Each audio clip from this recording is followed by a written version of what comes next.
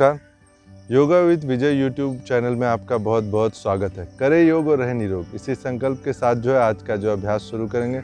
आज बात करेंगे हम प्राणायाम के बारे में और क्रिया के बारे में। जैसे कपालभाति एक क्रिया है तो इसके बारे में बात करेंगे, और जो बाकी है भस्त्रिका हो गई, भस्त्रिका, अनुलोम विलोम, नाड़ी शोधन और जो भ्रामरी, ये 5 प्राणायाम के बारे में आज मैं बताऊंगा आपको कि इसको कैसे करना चाहिए और किस तरीके से करना चाहिए।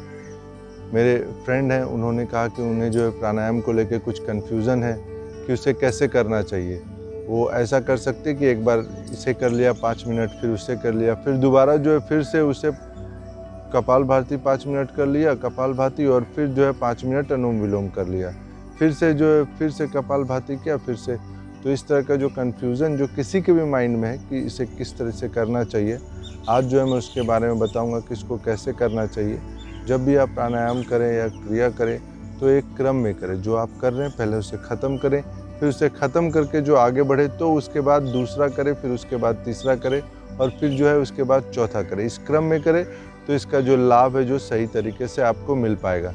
तो चलिए बढ़ते हैं आज के अभ्यास की तरफ। आज का अभ्यास हम प्रारंभ करेंगे वो भस्त्रिका प्राणायाम से करेंगे।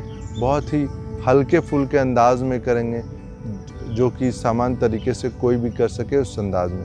तो सीधा कमर गर्दन आप सीधा कर लेंगे एक बार आराम से।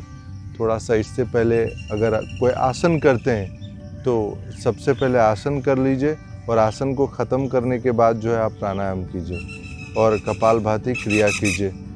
ऐसा नहीं कि आप बीच में पहले आप कपालभाति प्राणायाम कर रहे हैं तो बैठे बैठे आज 10 मिनट थक गए तो कुछ आसन लगा लिया और फिर से वापस प्राणायाम करने लगे।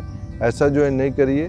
पहले आसन कर लीजिए, अपने आसनों की सीरीज़ को ख़त्म कीजिए। जो भी आप करते हैं उसके अंत में आप प्राणायाम और क्रिया कीजिए तो ज़्यादा फ़ायदेमंद रहेगा, और ये करने का इसको सही तरीका भी है। तो चलिए बढ़ते आज की तरफ। ऐसे कमर गर्दन सीधी कर लेंगे आराम से। दोनों हाथों को हल्का सा फिस्ट बनाएंगे, इसे इस तरीके से रखेंगे। आंखें बंद कर लेंगे, चेहरे पे मुस्कुराहट रखेंगे। सांस लेते हुए दोनों हाथों को ऊपर करेंगे, सांस लेते हुए नीचे। 1 2 3 4 5 6 7 8 9 10।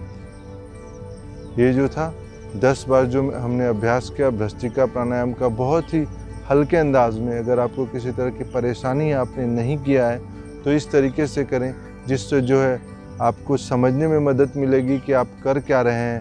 आप सही तरीके को बेहतर तरीके से समझ पाएंगे। और जब भी प्राणायाम करें तो एक बात ध्यान रखें कि आँखों को बंद रखें। आँखों को बंद करने से आपकी सांसों की गति है और शरीर के अंदर जो कुछ भी चल रहा है उसको समझने में आपको मदद मिलेगी। आप उसे बेहतर तरीके से ऑब्जर्व कर पाएंगे। जबकि आप अगर आंखें खुली रहेंगे तो अलग अलग जगहों पे आपका ध्यान जाएगा, कभी इधर कभी उधर। तो जो अंदर है उसे देखने में, और अंदर की ब्रीदिंग पैटर्न चल रही है उससे बहुत प्रॉब्लम होगी आपको। तो आप सही तरीके से उस चीज़ को आपको करने में दिक्कत होगी, इसीलिए आँखों को बंद करके रखें। इसे अब हम थोड़ा तेज़ी से कर सकते हैं। अब देखते हैं कि इसको थोड़ा तेज़ कैसे करेंगे। इसी तरह फिस्ट बनाएंगे, आराम से हल्के से रखेंगे, आंखों को बंद कर लेंगे, चेहरे पे मुस्कुराहट रखिए, सांसें लेंगे।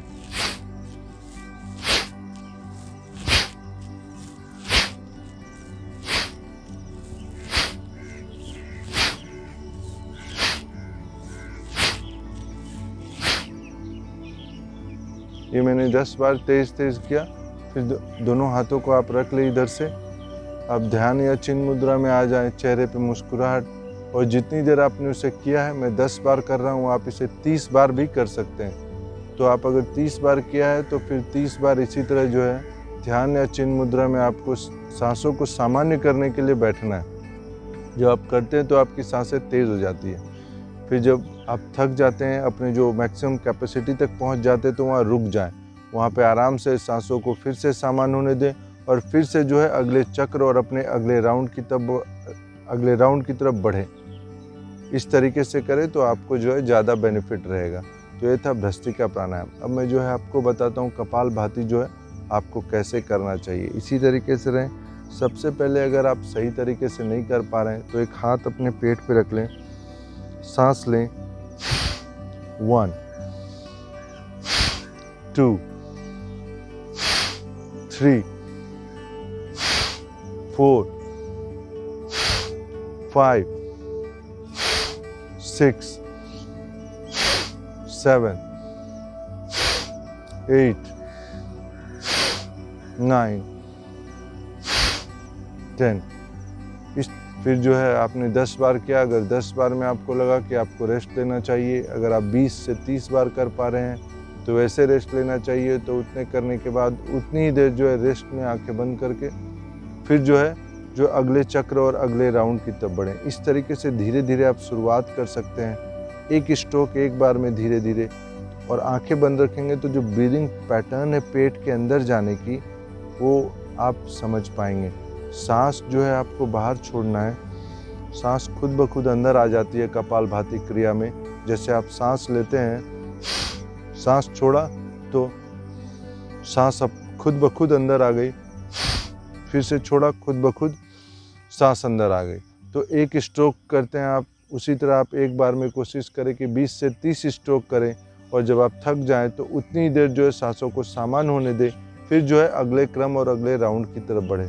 इसे थोड़ा तेज़ करेंगे, मध्यम गति से। देखिए कैसे करते हैं। दोनों हाथें चिन्ह मुद्रा में।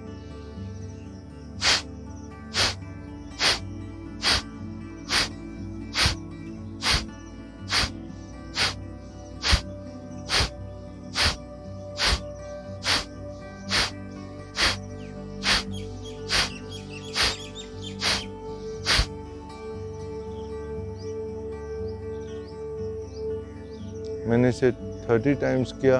आप अगर 50 टाइम्स कर रहे हैं, 100 टाइम्स कर पा रहे हैं या 10 टाइम्स कर पा रहे हैं, 10 टाइम्स करिए। सांसों को सामान्य होने दीजिए। कुछ देर रुके, 1 मिनट तक का मौन रखिए, फिर अगले चक्र की तरफ बढ़िए, फिर उसे कीजिए। आंखें बंद रखें और फिर पूरा होने के बाद भी आंखें बंद रखें, और आंखें बंद में ही जो अगला प्राणायाम है उसमें करें। बीच बीच में जो है आराम से अपने शरीर को जो है एक चक्र के बाद उतना ही आराम दें।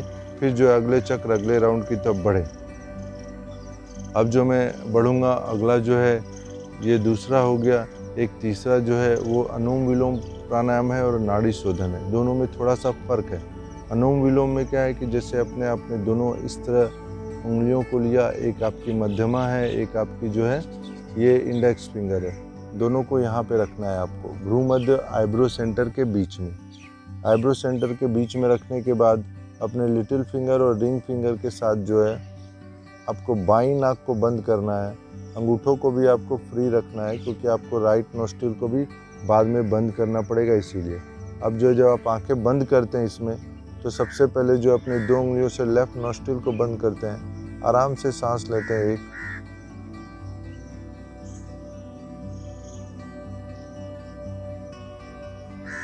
अब जो आपको राइट नोस्ट्रिल से जो है आपको राइट जो नोस्ट्रिल है उसको बंद करना है। राइट थंब से बंद कर लिया, और लेफ्ट थंब से, लेफ्ट नोस्ट्रिल से जो सांसों को छोड़ देना है।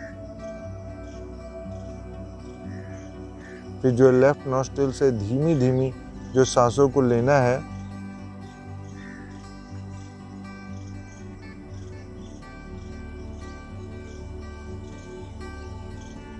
फिर लेफ्ट नोस्ट्रिल को क्लोज करने के बाद जो है राइट नोस्ट्रिल से छोड़ देना है। ये तो हुआ जो है आपका अनुलोम विलोम प्राणायाम। इसमें जो सांसों की गति को जो आपको रोकना नहीं है, सामान्य तरीके से सांसें लेनी है, बस दूसरी तरफ को ब्लॉक करना है और फिर सांसें छोड़ देनी है। मैंने आपको 1 राउंड करके दिखाया, आपको जो इसमें 15 राउंड करना है। फिर 15 राउंड करने के बाद जो है आराम से आप जो है 1 मिनट का मौन रखें, शांत होकर बैठ जाएं। फिर जो है उसके बाद जो है आप अगले चक्र की बढ़ें। ऐसा 3 बार करें आप, 15-15 राउंड का। अब एक नाड़ी शोधन प्राणायाम। तो इस दोनों में फ़र्क क्या है? नाड़ी शोधन प्राणायाम में जो है अगर जितनी बार आप सांसों को लेते हैं एक नाक से, उतनी भी आपको रोकनी भी पड़ती है, उतना ही छोड़ना पड़ता है, फिर उतना ही सांसें लेते और करते हैं। इसे एक बार मैं करके दिखा रहा हूँ। फिर से भ्रू मध्य के बीच में रखेंगे दोनों हाथों को, और जो इससे अपने लिटिल फिंगर और रिंग फिंगर से लेफ्ट नॉस्ट्रिल को बंद करेंगे। इस हाथ को जो चिन्ह मुद्रा में रख लेंगे, आराम से सांसें लेंगे। फिर धीरे धीरे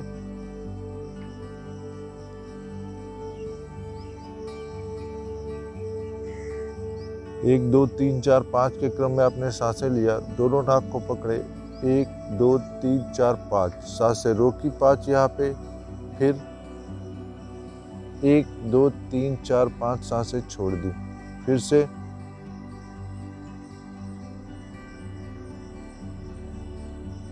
5 रोकनी है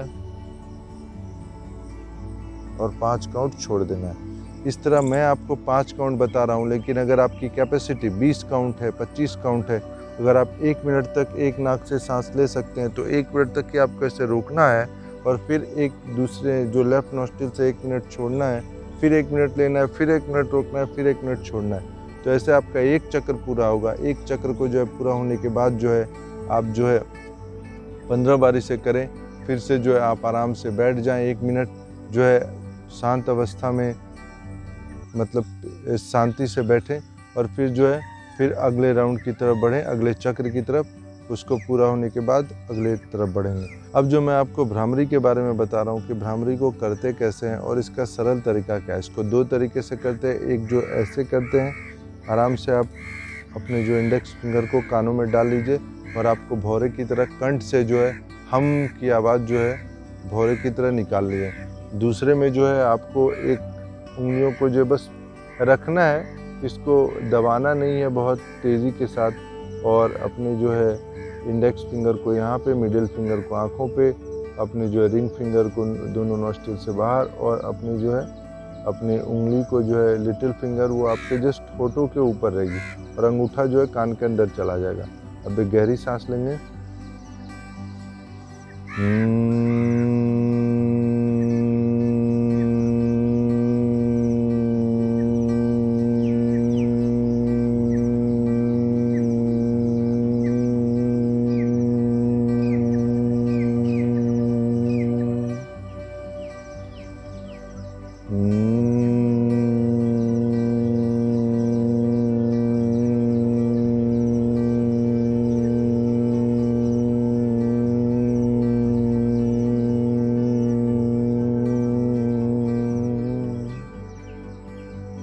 ये हो गया। इस तरीके से कर सकते हैं आप। और फिर दूसरे तरीके से दोनों उंगलियों को अपने जो है कानों के अंदर रख लें।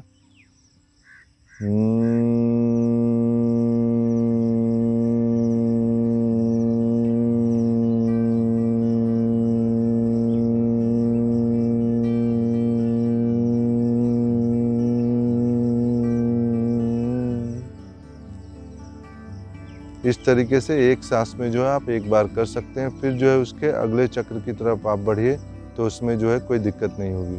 तो ये जो मैंने आपको बताया भ्रामरी कैसे करते हैं, इस तरीके से करिए और जब भी करिए पूरे अपने शरीर को जो रिलैक्स रखिए।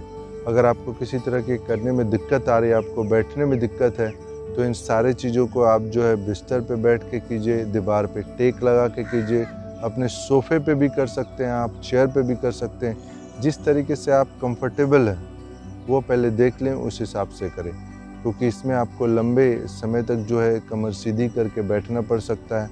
तो हो सकता है कि आपके घुटने थोड़े से सुन्न हो जाएं, पैर सुन्न हो जाएं, आपकी कमर भी सुन्न हो सकती है। तो इसमें दिक्कत वाली बात नहीं है, क्योंकि जब भी आप लंबे समय तक एक आसन में बैठेंगे, सुखासन में या पद्मासन में, तो वो जो आपके पैर सुन्न होएंगे और जब आप ख़त्म करके शुरू चलने लगेंगे आराम से, तो ब्लड सर्कुलेशन फिर से होने लगेगा, तो वो ठीक हो जाएगा। सामान्य बात है। अगर आपको ऐसा होता है तो इसके लिए जो है चिंता करने की, परेशान होने की ज़रूरत नहीं है, क्योंकि लोग अक्सर जो है होता क्या है कि करने के बाद टेंशन में आ जाते हैं कि आज मुझे ये दिक्कत हो गई कि मेरा एक पैर जो है काफ़ी देर तक काम ही नहीं कर रहा था। लंबे समय तक बैठेंगे तो ऐसा होगा, ये सामान्य है। और धीरे धीरे जो जब आपकी क्षमता बढ़ती जाएगी तो आपकी इस तरह से जुड़ी हुई दिक्कतें जो हैं वो काफ़ी कम होती जाएगी। तो ये था आज का मेरा पूरा सेशन जो है 5 प्राणायाम के बारे में, जिसे मैंने बहुत जो है आसान और सरल तरीके से जो है I try to describe it. तो ये जो है ये प्राणायाम था जिसे मैंने बहुत सरल तरीके से आपको बताया है। फिर भी अगर इसके बावजूद भी अगर आपको किसी तरह की दिक्कत होती है, आपको प्रॉब्लम है, तो आप मेरे कमेंट बॉक्स में आ सकते हो, उसमें लिखिए कि आपको इस तरह की दिक्कत है, आप कर नहीं पा रहे, किसी भी तरह का कोई भी कन्फ्यूज़न है आसनों को लेके या प्राणायामों को लेके, उसके बारे में मुझे बताइए। और जब मुझे आप अपने प्रॉब्लम को कमेंट बॉक्स में बताइएगा तो मैं हर जो पॉसिबल जो कोशिश है आपको मदद करने की, हेल्प करने की वो करूँगा। उस पर एक वीडियो बनाऊँगा जिसमें जितने भी कन्फ्यूज़न है, जो आप क्वेश्चन उसमें रेज़ करेंगे, उस पे जो है मैं जवाब दूँगा, जिससे कि आप जो है सही तरीके से योग को कर सके और सही तरीके से जो योग का फ़ायदा उठा सके और जो है एक हेल्दी और फिट लाइफ जी सके। तो आज के लिए बस इतना ही। नमस्कार।